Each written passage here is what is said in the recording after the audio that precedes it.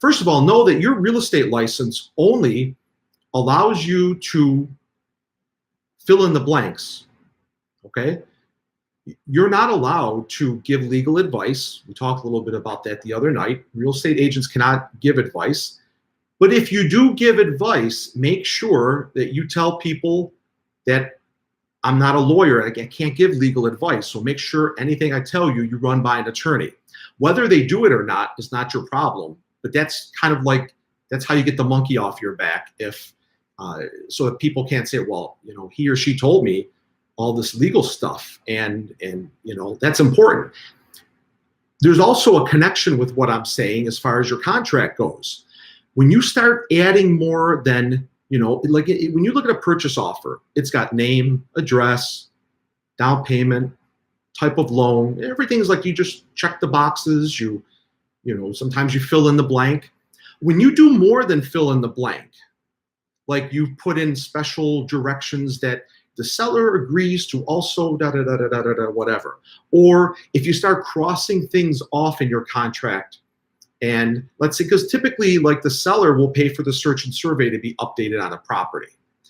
Sometimes you get a buyer who wants to maybe make a lower offer on the property and negotiate a lower price, and they're willing to pay.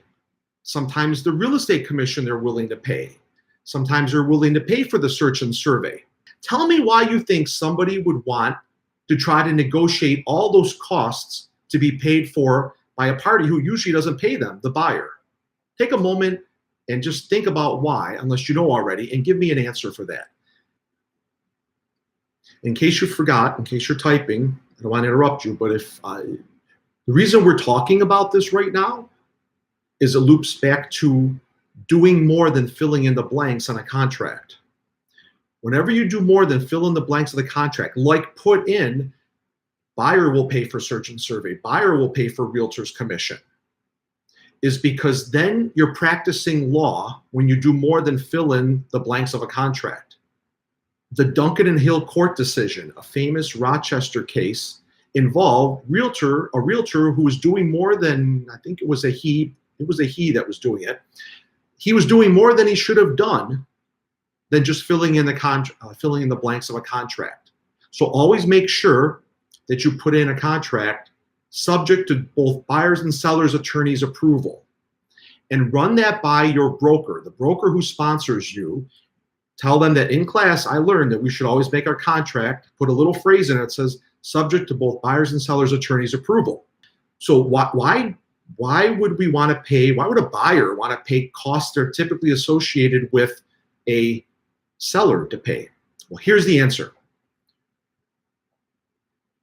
If you get a lower sale price and when that paperwork gets submitted, it goes through the whole process and goes to the assessor's office, you won't start at as high of an assessment as you would otherwise. Now, there's no guarantee, but the majority of many assessors don't catch it when you do things like that and pay for some of their costs.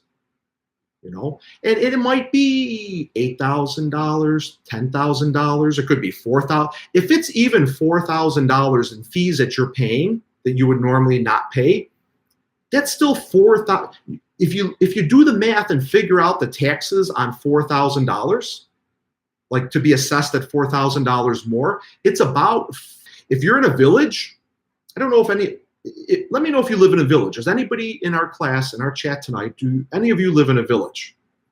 Just let me know. If you don't live in a village, you're paying a lot less tax, all things held equal. Because when you've got school and county, your town tax, and you have another village tax on top of it, it's 3 separate taxes that you have. So in a real estate contract, once you start doing more than filling in the blanks, you should make your contract subject to both buyer and seller attorney approval.